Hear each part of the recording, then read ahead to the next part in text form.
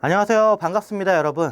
저는 해외에서 십수년간 IB 디플로마 학생들 대상으로 수학을 가르치고 있는 인터내셔널 매스 전문 강사, 국제학교 수학 전문 강사 샘초이라고 합니다. 자, 본 비디오 파일은 All New IB Math Essential for Full Marks에 해당하는 코어 토픽 강좌를 소개시켜 드리고 그리고 여러 가지 정보를 담고 있는 비디오 파일입니다. 자, 우리 IB Math 드디어 2019년 9월부터 과정이 완전 바뀌게 됐습니다. 따라서 선생님이 이번 준비한 강좌 역시 그냥 바뀐 게 아니에요. All New IB Math 만점 공략 특강이라고 하는 강좌를 여러분께 이미 제작을 하고 여러 가지 정보들을 한번 전달을 해 봐 드리도록 하겠습니다. 자, 도대체 IB Math라고 하는 거 무엇이 바뀌었냐? 왜 선생님이 만점 공략 특강을 새롭게 제작을 할 수밖에 없었나? 이런 부분들 한번 먼저 말씀을 드려볼게요. 자, New IB Math라고 하는 것은 기존 과정과는 달리 Higher Level, Standard Level에 해당하는 두 개의 과정이 각각 두 개의 서브젝트로 나뉘게 됩니다. 자, 여기 보면 Higher Level의 Analysis and Approach라고 하는 과목, 그리고 Higher Level의 Application and Interpretation이라고 하는 두 개의 과목이 이렇게 나뉘게 돼요. 예전 같은 경우에는 우리 과정이 4개의 레벨이 있었습니다. High Level, Standard Level, 그리고 Studies SL. 조금 수학 잘하는 학생 같은 경우는 Further Higher Level까지 이렇게 4개의 레벨 중에 한 개의 레벨을 선택해서 공부를 했는데, 이제는 과정이 레벨 자체가 축소가 됐어요. 축소가 돼서 HL과 SL 이렇게 두 개의 레벨로 나뉘되, 여러분 하이어 레벨을 공부하는 학생들 같은 경우는 이렇게 두 개의 서브젝트를 같이 공부하는 게 아닙니다. 오직 하나의 서브젝트만 여러분이 선택을 해서 공부를 하시면 돼요. 그래서 우리가 Analysis and Approach라고 하는 것을 이제 일반적으로 줄여서 ANA 서브젝트 내지는 AA 서브젝트라고 부르게 되고, 그리고 Application and Interpretation이라고 하는 것을 ANI 내지는 AI 서브젝트라고 부르게 됩니다. 그래서 HL 학생들 같은 경우에는 이 AA 또는 AI 둘 중에 어떤 하나의 서브젝트만 여러분이 선정을 해서 공부를 하시면 됩니다. 역시 마찬가지로 조금 하이어 레벨 학생들보다 수학적인 기초력이 부족하거나 나는 수학이라고 하는 과목 대신에 다른 과목을 HL로 올려서 수학만큼은 그냥 스탠다드 레벨 학생, 스탠다드 레벨 자체를 들을 거야 라고 하는 학생들 역시 마찬가지로 AA 서브젝트 내지는 AI 서브젝트에 해당하는 과목 둘 중에 한 과목 중에 하나만 선택을 하시면 돼요. 자, 그런데 이제 많은 학생들, 특히 IB 디플로마를 준비하고 있는 학생들 같은 경우에는 이 어떤 4가지 과목의 도대체 차이점이 무엇이냐라고 하는 것을 궁금해하는 학생들이 많기 때문에 그 부분을 먼저 말씀을 드리면요. 일단 레이블의 난이도대로 따지면 요 선생님이 지금 정리해둔 난이도 그대로 요 4개의 레이블에 해당하는 어떤 서브젝트 순서대로 이 난이도가 이루어지는 게 일반적인데, 자, 우리 하이어 레벨의 애널리시스 앤 어프로치 과목 같은 경우에는 기존 변화되기 이전에 해당하는 일반적인 HL 과목과 매우 유사한 과목이고요. 자, 어플리케이션 앤 인터프리테이션이라고 하는 과목 자체는 이 애널리시스 앤 어프로치에 해당하는 과목보다는 제목 그대로 어떻습니까? 무언가 개개인이 수학적인 데이터를 찾아서 응용적인 요소를 정리하고 그 다음에 에세이적인 부분으로 잘 녹여낼 수 있느냐에 조금 더 중점을 둔 과목을 우리는 ANI, AI 서브젝트라고 할 수 있어요. 조금 더 쉽게 이야기를 하면요, 여러분 수학 문제를 풀 때요, 주어진 수학 문제의 풀이를 잘 작성하고 답을 정확하게 이렇게 이끌어내는 학생 같은 경우에는 AA, Analysis and Approach 과목을 공부하는 게 좋고, 그렇지 않고 어떤 주어진 산만한 데이터들이 있는데 그것들을 잘 정리해서 내가 이제 에세이적으로 잘 해석하고 정리해내는 거, 그리고 좀 독창적인 어떤 결론이나 아니면 뭐냐면 데이터에 해당하는 분석을 정리를 잘 해내는 학생들 같은 경우에는 ANI를 공부하는 게 좋습니다. 그래서 선생님 생각에는 꼭 애널리시스 앤 어프로치가 난이도가 무조건 높은 과목이다 라고 생각하지는 않고요. 일반적으로 이제 아이브에서는 요 순서대로의 난이도를 갖긴 하겠으나 이 지금 애널리시스 앤 어프로치에 해당하는 과목 자체가 조금 더 기존에 해당하는 문제 특징들을 갖고 있기 때문에 살짝 더 어려운 내용이고, 자, 그럼에도 불구하고 대부분의 학생들 같은 경우에는 한국 학생들 애널리시스 앤 어프로치에 해당하는 과목을 더 많이 수강을 할 것이다 라고 이제 예상이 되고 실제로 그래 왔다라고 하는 거 확인을 할 수 있습니다.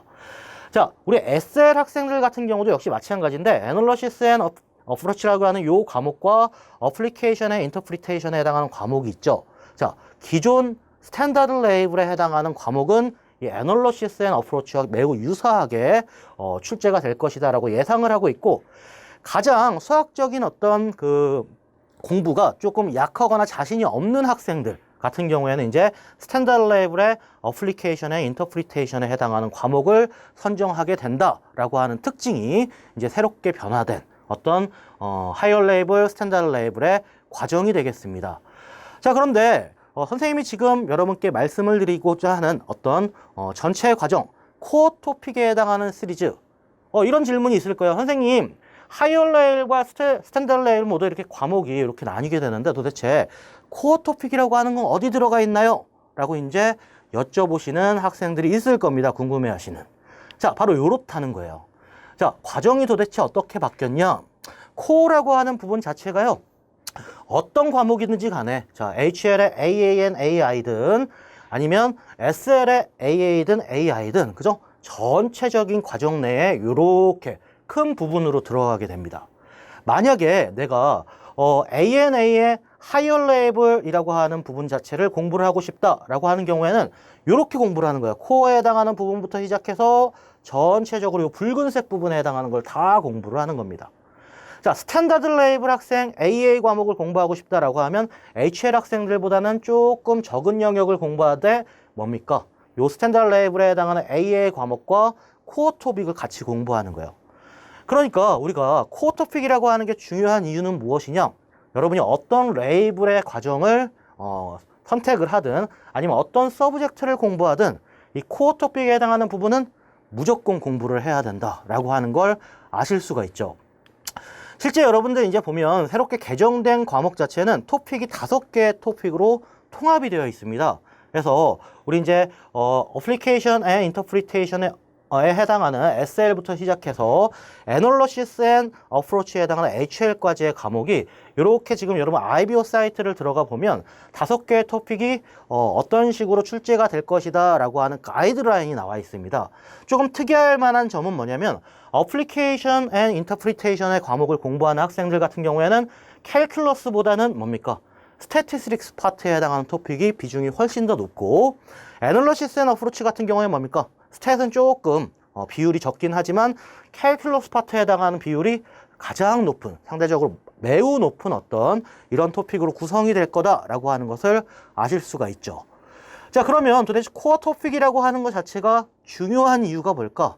자, 선생님이 역으로 IBO에서 제시한 어떤 가이드북을 갖고 이 코어 토픽에 해당하는 퍼센틸 내지는 중요도가 어느 정도 되는가를 요 IBO에서 제공한 자료에 한번 추가해 봤습니다.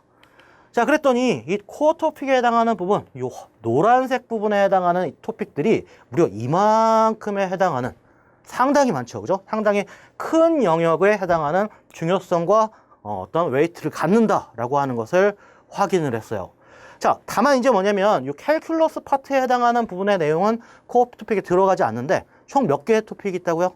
5개의 토픽이 있다고요. 5개의 토픽 중에 4개의 토픽 내에 코어 토픽에 해당하는 게 상당히 많은 어떤 영역을 차지한다라고 하는 것을 확인하실 수가 있는 겁니다.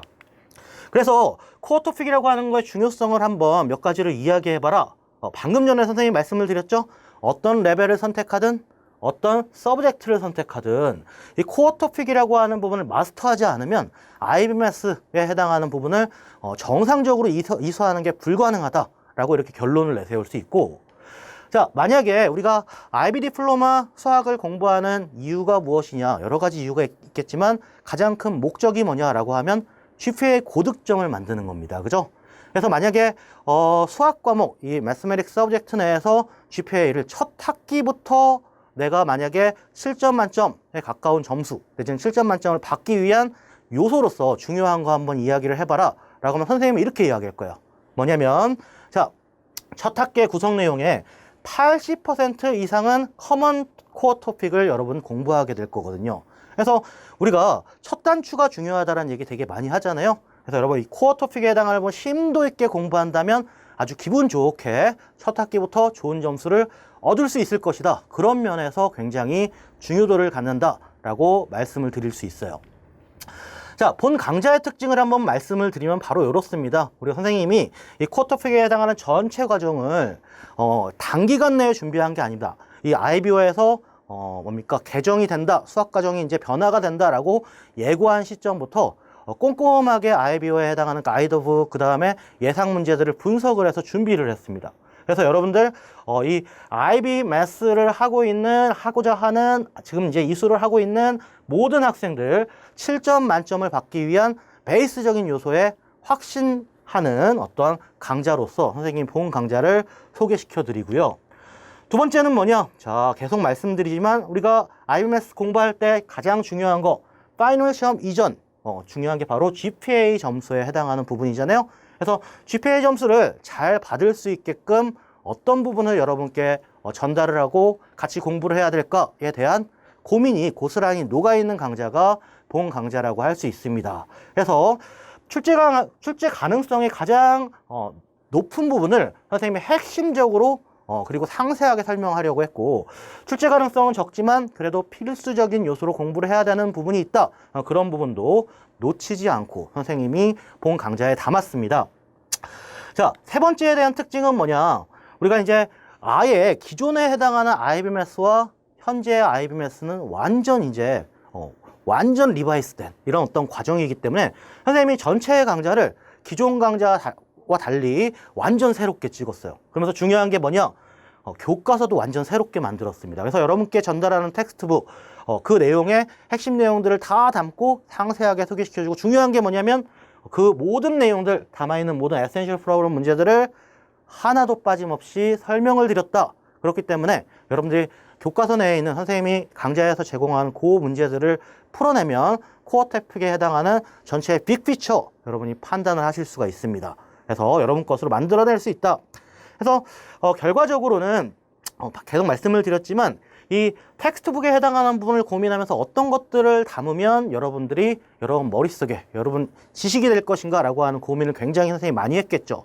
그래서 여러 가지 시스템을 선생님이 담고 있습니다. 요 새롭게 선생님이 작성한 All New 텍스트북 안에는 자, 일단 이런 게 있습니다. 뭐 이론 학습이나 이런 거는, 그리고 문제에 해당하는 거는 당연히 다 설명을 드리는데 여러분이 스스로 공부할 수 있게 바로 노테이킹 기법이라고 하는 것을 선생님이 하나의 학습 요소로 담았고, 그리고 조금 더 효과적으로 복습할 수 있도록 토탈 리뷰 프로블럼이라고 하는 것 자체를 교재 끝 후반부에 다시 한번 담아서 여러분 학습을 하면서 재차, 3차 복습이 되도록 이렇게 강의 구성을 했습니다. 자, 우리가 수강 대상 기대 효과 한번 말씀을 드려볼게요. 본 강좌를 꼭 들어야 되는 학생들. 자, IB 디플로마를 내가 이수를 할 예정인 학생들은 다 들어야 됩니다.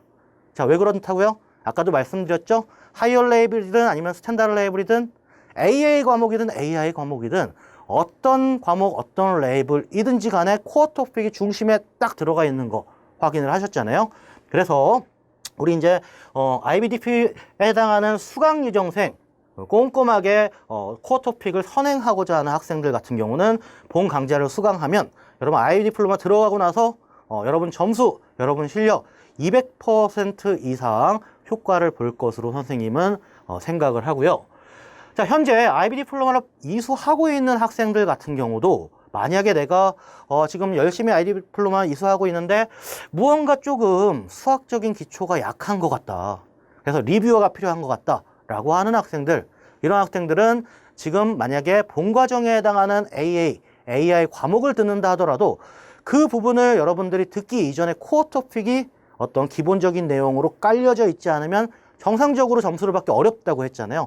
그래서 복습 요소로서 빠른 시간 안에 이 코어 토픽에 대한 이론과 필수 문제들을 정리하실 수 있으니까 이 부분 선생님과 같이 공부해 보기를 바래요. 자, 역시 마찬가지로 파이널 테스트를 이제 곧 응시할 학생들, 자, 이런 학생들도 본 강좌 들어야 되는 학생들이 있습니다. 우리가 공부를 하다 보면 오랜 시간 지나고 났을 때 아주 앞단원에서 공부했었던 내용들 다 까먹기 일쑤죠. 그죠? 그래서 리마인더가 필요한 학생들, 그래서 주요 이론에 해당하는 코어 토픽의 파이널 리뷰를 원하는 학생들 같은 경우도 본 강좌 꼭 듣기를 선생님은 추천을 드리겠습니다. 요 강좌 내에 우리가 이제 앞으로 시험을 치르게 될 파이널 테스트 내에서 여러 번 기존에 나왔었던 내용들, 그리고 앞으로 나올 것이다 라고 하는 예상되는 내용들이 다 녹아 있어요. 그래서 그런 부분들을 확인하면서 복습을 할 수가 있다. 자, 한마디로 본 강좌를 요약을 해드리겠습니다. 선생님이 새롭게 찍은 요 All New IB Math 코어 토픽에 해당하는 시리즈는 우리 하이어 레이블 그리고 스탠다드 레이블 학생, 어떤 레이블의 학생이든 아니면 AI and AI 어떤 서브젝트에 해당하는 학생이든 7점 만점을 받을 수 있는 베이스로서 선생님이 굉장히 심혈을 기울인 시리즈다라고 하는 것을 말씀을 드리면서 본 강좌 여러 가지 정보들을 담은 비디오 파일을 마치도록 하겠습니다. 자, 지금까지 인터내셔널 매스 수학 전문 강사 쌤초이였습니다.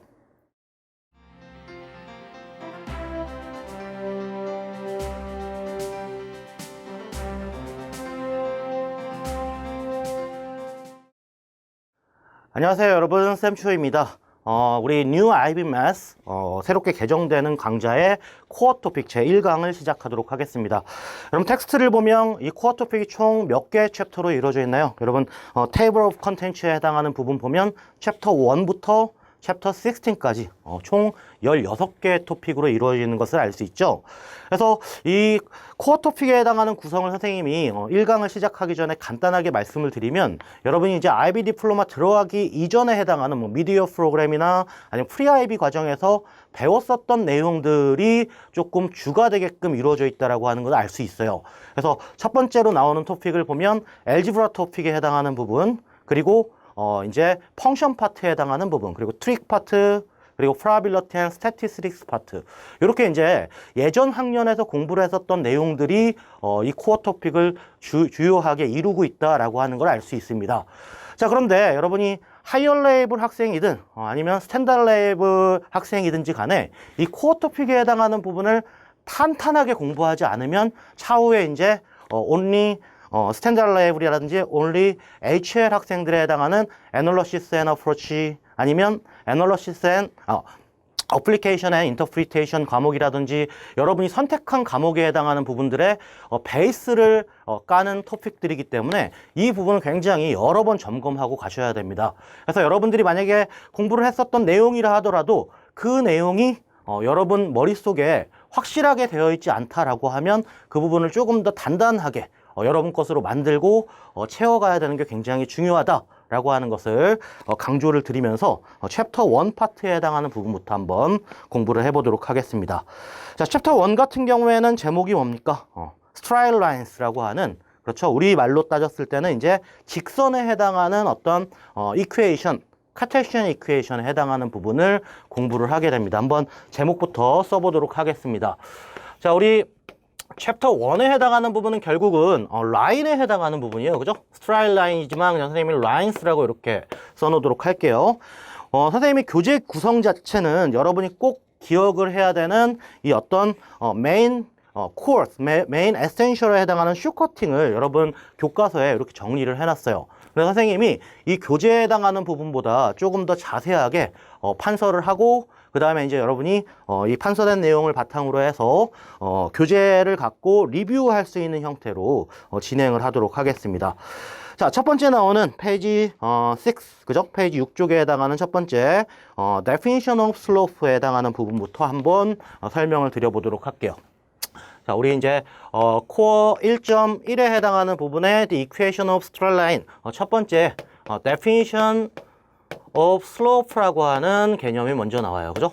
여러분 slope라고 하는 거는 이미 여러분들 예전부터 공부를 했었을 겁니다. 그죠? 우리 어떤 라인에 해당하는 부분이 어떤 디렉션을 갖느냐, increasing 하냐, decreasing 하냐, 아니면 뭡니까? 우리 steepness라고 해서 이 라인에 해당하는 부분이 어느 정도 가파른 정도를 갖느냐라고 하는 것을 수학적으로, 수치적으로 보여주는 어떤 툴을 우리는 슬로프라고 얘기하죠. 그래서 여러분 슬로프라고 하는 것 자체는 가장 많이 들어봤던 내용이 바로 rise over run에 해당하는 이런 어떤 데피니션이 바로 슬로프다라고 하는 것을 여러 번 들어봤을 텐데요. 자, 그런데 이 슬로프라고 하는 말과 동일한 말이 있습니다.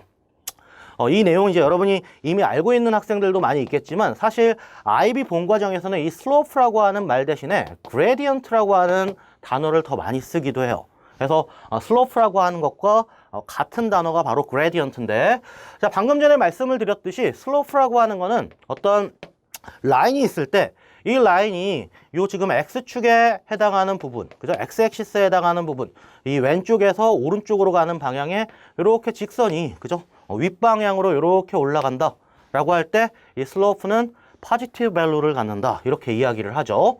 만약에 직선이 이렇게 아래쪽으로 향할 때 해당하는 부분, 이런 경우에는 지금 뭐냐면 이 슬로프에 해당하는 게 지금 왼쪽에서 오른쪽 방향으로 향할 때 이 직선이 decreasing한 디렉션을 갖죠. 이런 경우에는 슬로프라고 하는 건 네거티브 밸류를 갖는다, 이렇게 이야기를 해요. 그죠?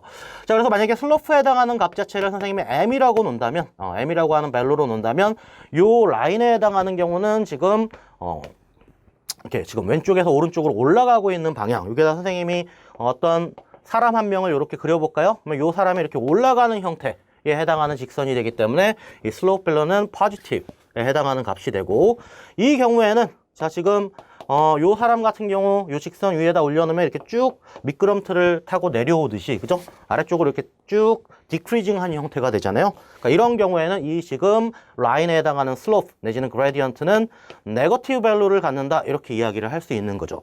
자, 그래서 페이지 6쪽에 해당하는 슬로프 내지는 그레디언트라고 하는 것 자체의 정의가 뭐냐라고 하면 the tool to describe both of direction and steepness of line, 그죠? 직선에 해당하는 부분이 increasing 하냐 decreasing 하냐를 판단하는 기준이 바로 슬로프가 된다. 자, 그런데 이 슬로프에 해당하는 포뮬러는 여러분 어떻게 되나요? 여러분 잘 알고 있다시피 만약에 어떤 직선이 있고 이 직선 위에 두 개의 포인트가 있다. 첫 번째 포인트를 x1, y1이라고 하고 두 번째 포인트를 x2, y2라고 한다면, 그죠? 요 두 개의 포인트를 갖고 우리는 슬로프에 해당하는 데피니션을 만들 수 있습니다. 그죠? 슬로프라고 하는 거는 방금 전에 말씀을 드렸듯이 이 지금 라이징한 부분에 대한 레이시오와 러닝한 부분에 대한 레이시오의 비율이기 때문에 라이즈한 부분, 자, 여기서 여기로 지금 두 개의 점이 이렇게 증가할 때 이 라이징한 부분에 대한 rate of change는 뭐냐? 이건 바로 y2-y1일 겁니다. 그죠? 그리고 러닝한 부분에 대한 우리 어떤 레이시오 같은 경우에는 x2-x1이 되겠죠. 그죠? 그래서 결국은 이 슬로프에 해당하는 포뮬러를 한번 만들어 봐라 라고 하면 이 라이징한 부분에 대한 길이 자체가 y2-y1이고, 그럼 런에 해당하는 요 부분 자체, 요 길이 자체는 x2-x1이 되기 때문에 우리 슬로프라고 하는 부분은 이렇게 두 개의 포인트를 알고 있을 때 이런 식으로 포뮬러가 만들어진다라고 하는 것을 여러분들이 아실 수 있고요. 자, 또 하나 굳이 말씀을 드리자면 우리가 이 슬로프라고 하는 것 자체는 어떤 식으로 이제 이야기를 하기도 하냐면 또 다른 터미널러지로 rate of change라는 말을 쓰기도 합니다. 여러분, rate of change. 자, 여러분, rate of change라고 하는 거는 말 그대로 변화량이잖아요. 변화량. 근데 두 점, 출발점과 도착점을 기준으로 출발점으로부터 도착점까지 어떻게 오른쪽으로 오른쪽이나 왼쪽으로 이동하고 위아래로 이동했느냐라고 하는 것을 나타내는 변화율이라는 의미로 두 점 사이에 해당하는 변화율이다라고 하는 말로 이제 rate of change between two point라고 하는 말로도 우리가 이 슬로프라고 하는 말을 대신하기도 하고요. 이미 이제 여러분들이 혹시 예전 학년에 trigonometric ratio on right triangle, 우리가 소카토아라고 하는 사인, 코사인, 탄젠트라고 하는 부분을 만약에 공부를 했다면 이 슬로프라고 하는 부분은 이렇게 이야기도 합니다. 어떻게 이야기하냐? 자, 어떤 라인이 이렇게 있고요. 이 라인과 x-액시스가 만나는 요 중간에 해당하는 앵글, 요거를 이제 세타라고 할 때 이 세타에 해당하는 값의 탄젠트 값, 자, 요 탄젠트 값 자체가 바로 슬로프에 해당하는 값이 되기도 한다라고 하는 것도 여러분 상식적으로 기억을 해주세요. 요게 만약에 이해가 안 되는 사람은 우리가 차후에 우리 트라이고노메트리 챕터를 공부를 할 때 다시 한번 선생님이 더 상세하게 설명을 드리도록 할게요. 그래서 결국은 슬로프에 해당하는 부분 자체는 라이즈 오버 런이다. 그죠? 두 점의 rate of change, between two point에 해당하는 값이다 라고 하는 것을 여러분 꼭 기억을 해 두실 필요가 있어요. 자, 우리는 지금 라인에 해당하는 그죠? equation of straight line에 해당하는 코어 부분을 공부하고 있는데 그 중에 첫 번째로 여러분이 알아야 되는 slope라고 하는 개념을 먼저 말씀을 드렸고요. 자, 실제 라인이라고 하는 거는 어떤 식으로 구성이 됩니까? 우리가 equation을 한번 만들어 봐라 라고 하면 여러분이 가장 잘 알고 있는 equation 모양은 바로 y is equal to mx plus n 이런 형태의 이퀘이션 모델을 여러분이 알고 있을 거예요. 그죠? 이때 우리가 이 m이라고 하는 부분을 무엇이라고 부르죠? 이 m이라고 하는 게 바로 방금 전에 배웠던 슬로프 내지는 그레디언트 밸류가 되고요. 그죠? 그 다음에 이 n이라고 하는 값 자체는 그래프와 y-액시스가 만나는 포인트, 즉 y-인터셉트가 됩니다. 그죠? y-인터셉트. 그래서 라인 이퀘이션에 해당하는 기본적인 모양을 한번 여러분이 식으로 만들어 봐라 라고 하면 이렇게 식을 기억하고 있는 사람들이 많을 겁니다. 그죠? 그런데 이 IB Math에서는 요 라인 이퀘이션 여러분이 잘 알고 있는 mx 플러스 n 형태의 타입을 거의 쓰지 않아요. 거의 쓰지 않습니다. 그러면 도대체 어떤 라인 이퀘이션 폼을 여러분이 꼭 기억해야 되느냐, 이 부분을 여러분 정말 중요하거든요. 한번 차후에 어떻게 이제 선생님이 설명할 것이냐라고 하는 걸 포커스를 맞춰서 기억을 좀 해두시길 바래요. 자, 그래서 우리 이제 이 슬로프에 해당하는 부분, 자, 요 내용보다는 이 슬로프에 해당하는 부분을 여러분께 설명을 드렸기 때문에 두 번째에 해당하는 내용 먼저 한번 연결해서 설명을 해드려 보면, 자, 두 번째에 대한 내용은 vertical line and horizontal line이라고 하는 게 있어요. 자, vertical하다, 수직이란 얘기죠. horizontal하다라고 하면 수평이란 얘기예요. 그죠? 그런데 이 vertical하다, 그 다음에 horizontal하다라고 하는 거의 기준은 뭐냐? 우리가 카테시안 플레인, 즉 XY 액시스 상에 요 X 액시스를 기준으로 바로 어떤 라인이 vertical하다 아니면 요 라인과 패러럴한 X 액시스와 패러럴한 horizontal하다 이런 내용을 이야기합니다. 자, 그래서 만약에 이 지금 어떤 XY 플레인 상에 만약에 스트라이트 라인에 해당하는 식을 한번 그림을 그려봐라 라고 하면 이런 식으로, 자, 노란색으로 선생님 한번 그려볼게요. 이런 식으로 그래프를 그렸을 때 해당하는 모양이 바로 스트라이트 라인에 해당하는 모양이겠죠. 그죠? 자, 그럼 당연히 이 스트라이트 라인 같은 경우에는 뭡니까? 이 x-액시스와 만나는 포인트가 있고 y-액시스와 만나는 포인트는 없죠. 그죠? 그래서 이 x는 a라고 하는 라인 같은 경우에는 반드시 a, 0라고 하는 점을 지나되 중요한 건 뭐냐? 이 라인의 슬로프가 도대체 뭐냐? 이 슬로프라고 하는 거는 이 지금 버티컬 라인에서는 정의가 되지 않아요. 이 라인 자체가 증가하는 거냐 감소하는 거냐라고 이야기를 했을 때 얘는 급격하게 증가할 수도 있지만 급격하게 감소할 수도 있는 거거든요. 여기에다 사람을 넣어놓으면 이 사람이 절벽을 타고 이렇게 올라갈 수도 있지만 이런 식으로 내려올 수도 있는 겁니다. 그죠? 그러니까 결국은 이 슬로프에 해당하는 부분, 버티컬 라인에서는 슬로프가 정의가 되지 않는다. 그죠? 그에 반해서 호리젠털 라인이라고 하는 건 역시 마찬가지로 x-액시스를 기준으로 해서 이 x-액시스와 패러럴한 요런 형태의 라인을 우리는 호리젠털 라인이라고 얘기를 합니다. 만약에 이 라인을 y는 b라고 한번 해본다면 요 같은 경우에는 당연히 x-액시스와 패러럴하기 때문에 이 라인 자체가 x-액시스와 만나는 점은 존재하지 않죠. 그죠? 그래서 이 지금 라인 같은 경우에는 x축과 만나는 점은 존재하지 않지만 반드시 지나는 점이 있습니다. 그 점이 바로 뭐냐? 바로 y-액시스와 만나는 점. 0,b라고 하는 포인트는 이 라인이 반드시 지날 것이다 라고 하는 것을 알 수 있습니다. 그죠? 자, 그러면 이 y는 b라고 하는 것의 슬로프는 뭘까요?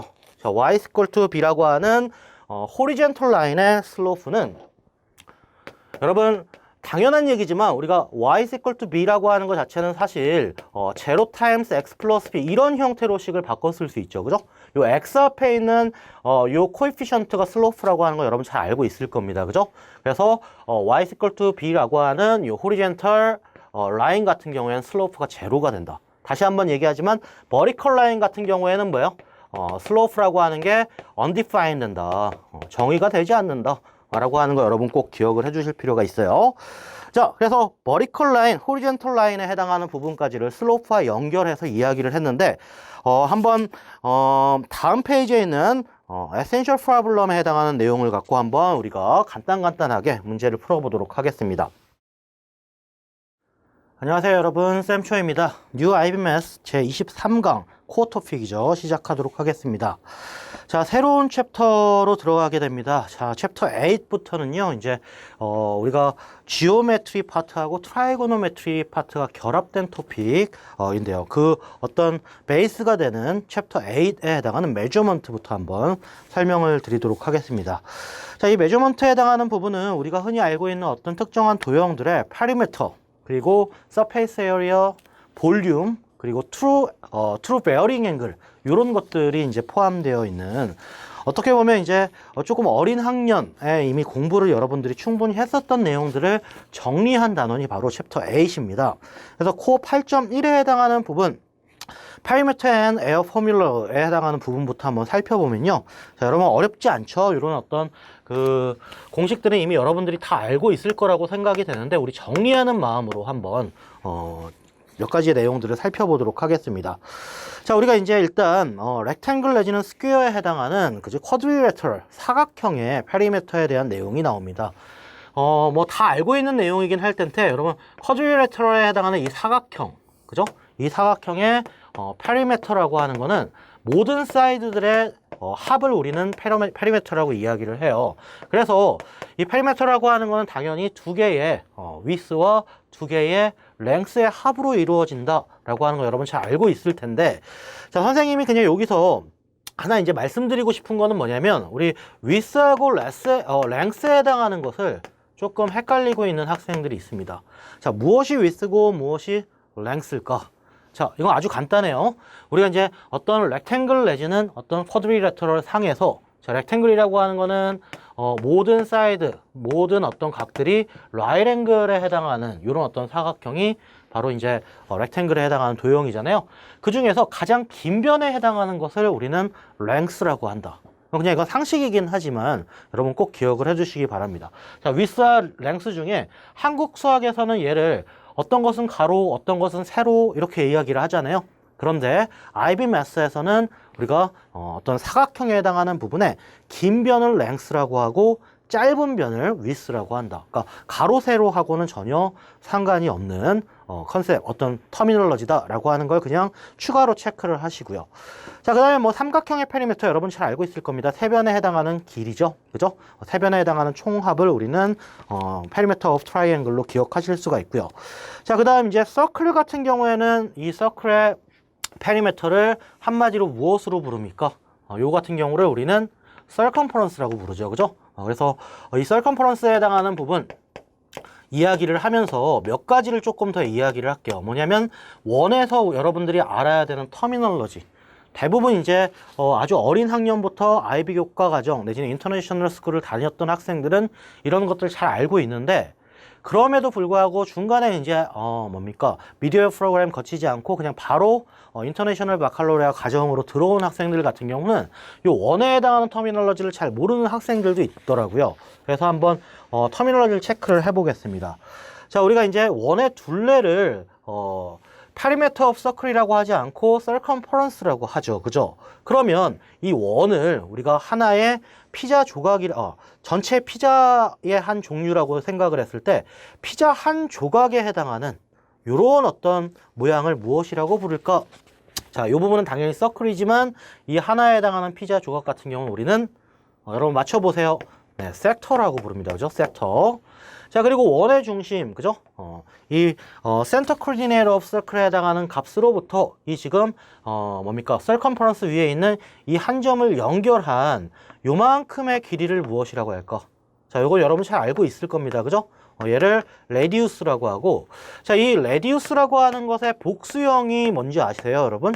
갑자기 이제 수학 수업이 아니라 영어 수업처럼 느껴질 수도 있겠지만, 우리가 매스메리컬 터미널러지 기본적으로 여러분 알아야 되는 거 몇 가지 말씀을 드리면 바로 레디아이, 그죠?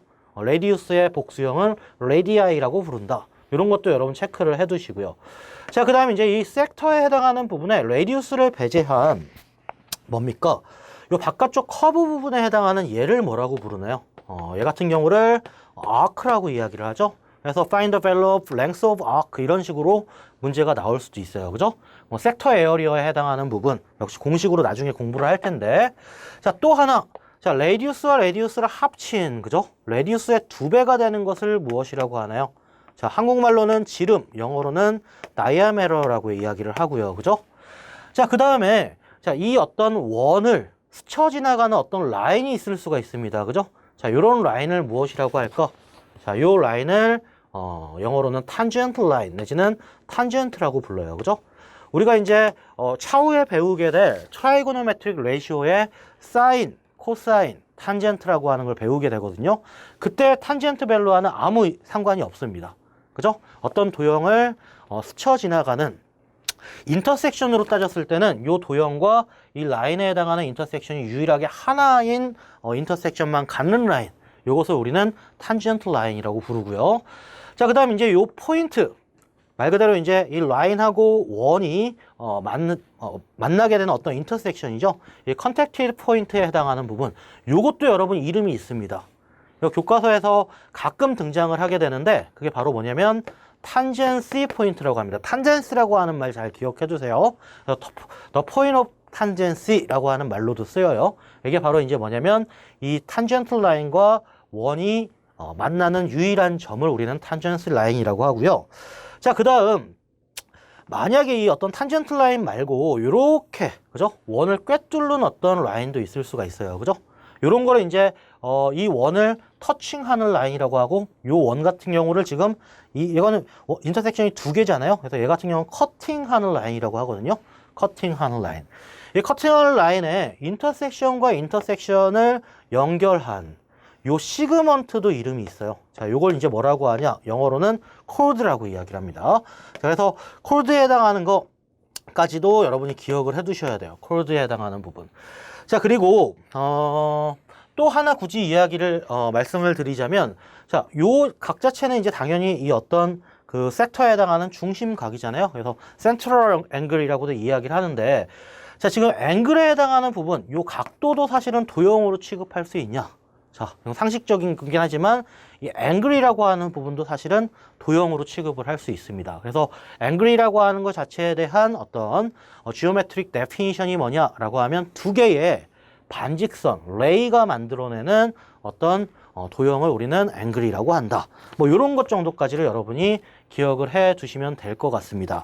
자, 그래서 이 원에 해당하는 부분의 페리메터가 뭐냐라고 하면 그리고 이제 페리메터라고 이야기하지 않고 원에서는 서컴퍼런스라고 한다라고 이야기를 했는데, 자, 우리 랭스 오브 레디우스가 R에 해당하는 값일 때 이 서컴퍼런스에 해당하는 값 자체는 뭐냐라고 하면 2파이R이 된다. 이런 거 여러분 이미 잘 알고 계실 거고, 역시 마찬가지로 이 섹터상에 해당하는 부분의 랭스 오브 아크가 뭐냐라고 하면 이 2파이R이라고 하는 이 서컴퍼런스의 요 뭡니까? 센트럴 앵글 세타를 기준으로 해서 360분의 세타라고 하는 걸 곱해주면 바로 이제 이 아크에 해당하는 랭스가 된다라고 하는 거. 그럼 기억을 해 두실 필요가 있겠죠. 그죠? 자, 그 다음에 에어리어 포뮬러도 대부분의 내용 여러분이 알고 계실 겁니다. 그죠? 렉탱글에 해당하는 에어리라든지 아니면 트라이앵글, 패럴로그램, 그 다음에 트래페조이드, 뭐 서클 섹터, 그죠? 다 알고 있는 내용일 텐데, 여기에는 무엇을 하나 체크를 해놓냐? 저거 1번으로 둔다면, 자, 2번 같은 경우에는 이 그림을 하나 잘 기억을 해두세요. 자, 우리가 서로 어떤 패럴한 라인이 있잖아요. 이 패럴한 라인에 베이스에 해당하는 길이, 자, 요 베이스에 해당하는 길이를 B라고 놓고, 그 다음 이 패럴 라인 사이에 해당하는 디스턴스를 H라고 놨을 때, 자, 요 삼각형의 넓이가 무엇이냐? 자, 요 쉐이드된 부분의 삼각형의 넓이, 여러분 잘 알고 있죠? 얘는 2분의 1의 베이스에 하이트를 곱한 형태가 될 텐데, 만약에 요 베이스에 해당하는 부분이 픽싱 되어 있습니다. 여기에 딱 정해져 있어요. 자, 이 부분에 해당하는 값 자체가 이렇게 딱 정해져 있는 상황에서 여기에 있는 포인트가 살짝 다른 쪽으로 이동을 한다라고 하면 어떻게 될까? 자, 이런 삼각형이나 이런 삼각형이나 이런 삼각형의 넓이는 서로 동일한 값이 됩니다. 그죠? 그럼 여기에 따른 원리, 또 다른 어떤 익스텐디드 포뮬러를 하나 만들어 봐라 라고 하면, 이렇게 패럴한 상황에서 어떤 삼각형을 이렇게 한번 만들어 볼게요. 자, 이렇게 큰 삼각형을 하나 만들고, 요 중간에 이 어떤 버텍스를 기준으로 해서 사이드 하나를 더 만들도록 하겠습니다. 자, 그러면 여기 당연히 어떤 두 개의 삼각형의 높이에 해당하는 하이트에 해당하는 디스턴스가 있겠죠. 그리고 요 각각에 해당하는 베이스를 A, B라고 한다면 요 삼각형과 요 삼각형에 해당하는 두 삼각형의 넓이에 대한 비율, ratio of area of two triangle. 이 비율 자체가 얼마냐라고 했을 때 이것도 여러분 대답을 하실 줄 알아야 돼요. 자, 요 삼각형과 요 삼각형의 넓이에 대한 비율 역시 뭐가 된다? 바로 A to B에 해당하는 레이시오가 된다. 이거. 그죠? 자, 베이스가 기본으로 이제 밑에 정해져 있는 상황에서 서로 패러럴한 라인을 기준으로 했을 때 만약에 베이스의 길이가 AB로 정해진다면 넓이 역시 AB가 된다라고 하는 거.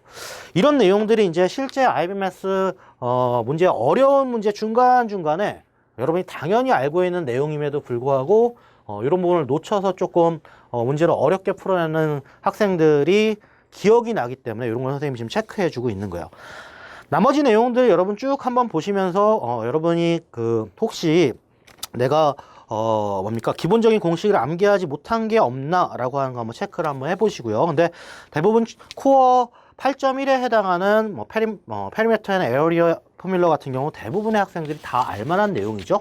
그죠? 우리가 이미 이제 IBD 플로마를 이미 지금 공부하고 있는 입장에서는 다 고학년들이잖아요. 그레이드 11, 12 정도 되는 학생들이기 때문에 대부분 알 거라고 생각을 합니다. 자, 그런데 요 지금 하나만 더 갑자기 떠오른 게 있어서 이야기를 한번 해보고 싶은 게 있는데요. 그게 바로 뭐냐면 요겁니다. 우리 이제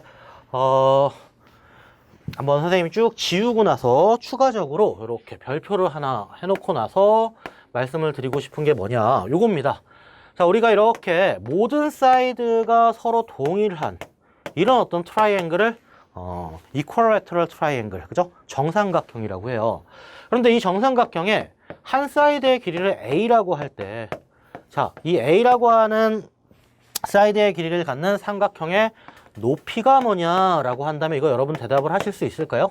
이거 아주 기본이 되는, 내지는 넓이가 뭐냐라고 하는 걸 A라고 하는 어떤 사이드의 값으로 표현해봐라 라고 하면 이거 여러분 아주 기본적인 포뮬러이기 때문에 추가를 해주세요. 요 같은 경우에는 이 지금 하이트에 해당하는 값 자체가 무엇이냐? 2분의 루트 3a에 해당하는 값이 됩니다. 그죠? 그리고 넓이에 해당하는 값은 뭐냐? 넓이라고 하는 건 삼각형의 넓이는 베이스와 요 하이트에 해당하는 값에 2분의 1을 곱한 거기 때문에 얘는 4분의 루트 3a 제곱이 된다라고 하는 거. 원리는 사실 우리가 잘 알고 있는 피타고라스 디어럼이라고 하는 걸 이용해서 계산을 할 수가 있는데 마치 이제 어떤 하나의 포뮬러처럼 여러분이 기억을 해두실 필요 있는, 그죠? 것들을 하나 추가를 해드렸어요.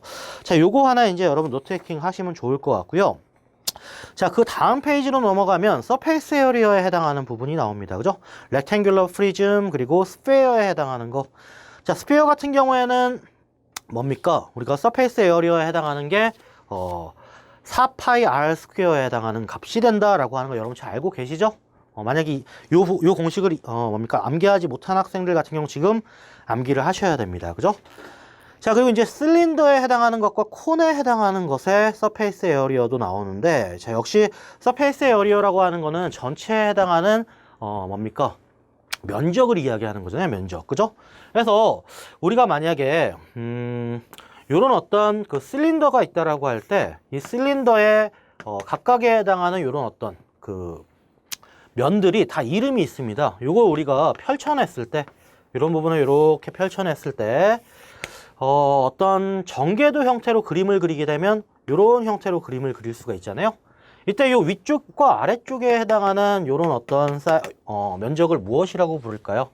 요 면적 같은 경우에는 베이스 에어리어라고 불러요. 그죠? 베이스에 해당하는 거, 윗면과 아랫면. 그러니까 지금 실린더 같은 경우는 두 개의 베이스가 있죠. 자, 그러면 이 옆쪽에 해당하는 에어리어는 뭐라고 부를까? 자, 요 같은 경우에는 바로 레터럴이란 말을 씁니다, 여러분. 그래서 레터럴 에어리어라고 하는 말이 나오면 이 지금 전체의 실린더의 옆면에 해당하는 값이 된다라고 하는 거. 그래서 레터럴 에어리어 내지는 레터럴 사이드라는 말도 만약에 조금 잉글리시 터미널로지가 약한 학생들 같은 경우에는 잘 숙지하지 못하는 단어일 수 있기 때문에 한번 체크를 해드렸어요. 콘 같은 경우도 마찬가지입니다. 자, 콘이라고 하는 부분도 역시 마찬가지로 이렇게 되어 있는 어떤 콘 모양의 서페이스 에어리어를 한번 구해봐라 라고 하면 얘를 우리가 펼쳐냈을 때 이 어떤 레터럴 에어리어에 해당하는 부분하고 그 다음에 베이스에 해당하는 부분으로 두 개로 뭡니까?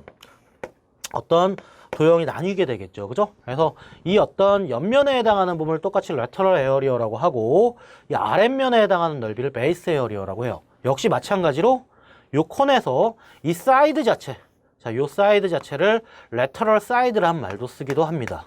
자, 그래서 요 레터럴 사이드 레터럴 에어리어라고 하는 용어 역시 기억을 해 두실 필요가 있다.